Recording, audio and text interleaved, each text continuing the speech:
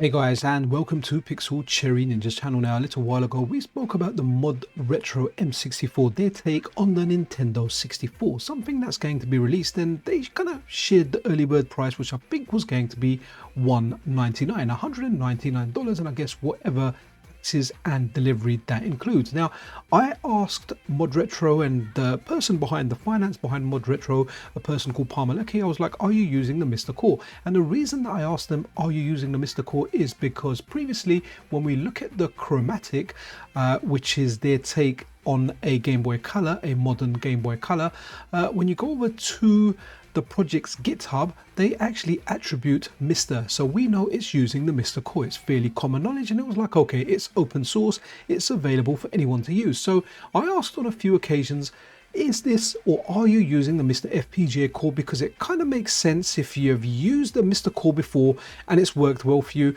why aren't you going to use the excellent core that FPGA Zoomspaz Robert Pape has created, right? But I just got eared. I never ever got an answer. But here's one thing that really makes me believe they are using the MiSTer FPGA core. So let's have a look at this here, a tweet from O.M.A.Hei-Long, the main guy behind ModRetro, where he says, one common question I get regarding the not yet released ModRetro M64 is, why not just use an original N64? Very reasonable to ask. Setting aside the expense of original N64 hardware in good condition, they aren't compatible with most modern TVs.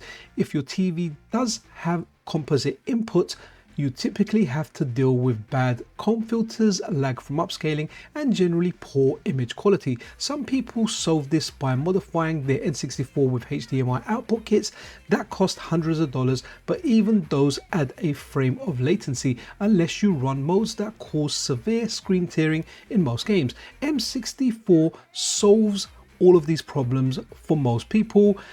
It will be the best way to play at any price, yet happens to be more affordable than inferior options. Okay, so let's have a look at this video over here, guys. Now, when we're watching this video, so I'm going to say, right, so if this is using the MiSTer core, will this really be the best option to play N64, or should you just get a MiSTer that's going to play the N64 and a whole lot more, like Sega Saturn, PlayStation, Atari Jaguar, SNES, Mega Drive, your Game Boys? It plays everything. So now the Chromatic, it was a little bit different because it was a handheld, right? So yeah, you can play the Game Boy stuff on a MiSTer, but we don't really have a MiSTer handheld, at least not one that's commercially available to buy.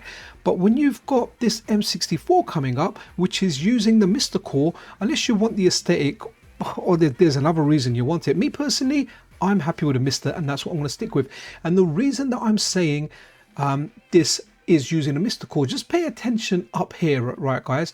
So have a look at this, have a look at an earlier video I did on the Nintendo 64 core. This is Robert Pape's core. You got kind of two images here. There's a turbo core, the bottom left being the normal version, the top one or the bigger screen being the turbo version. You can see even the MiSTer increases the frame rate. So I'm actually wondering, is the ModRetro going to use an overclocked version of the core to get a better frame rate, or is it going to use the normal one? So not only does the MiSTer deliver the N64 core, but it actually improves the frame rate. And this is why I think, not 100%, can't say 100% because I don't know for sure, but I'm just looking at the image that was presented. So let's pause this a second. Look, you can see the frames per second up here in both these images, and going back to O.M.A.Hei-Long's image, we can see it over here.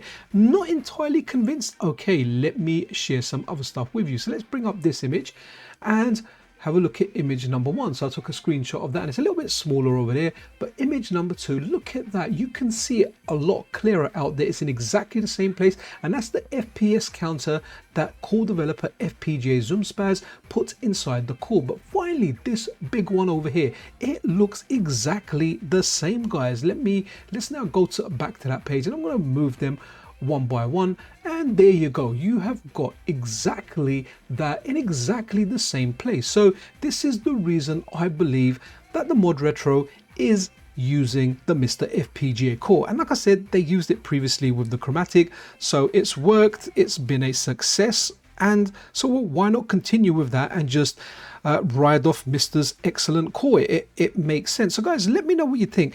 If you've ordered this, are you now going to cancel your pre-order and get a MiSTer, or do you already have a MiSTer and you're content with that, or do you like the aesthetic and this is what you want? Either way, I strongly believe that this is the MiSTer FPGA core in action. It is being used. So guys, that's it. If you enjoyed this video, thumbs up and a subscription is always super duper appreciated. Be freaking awesome to one another. This is Pixel Cherry Ninja out.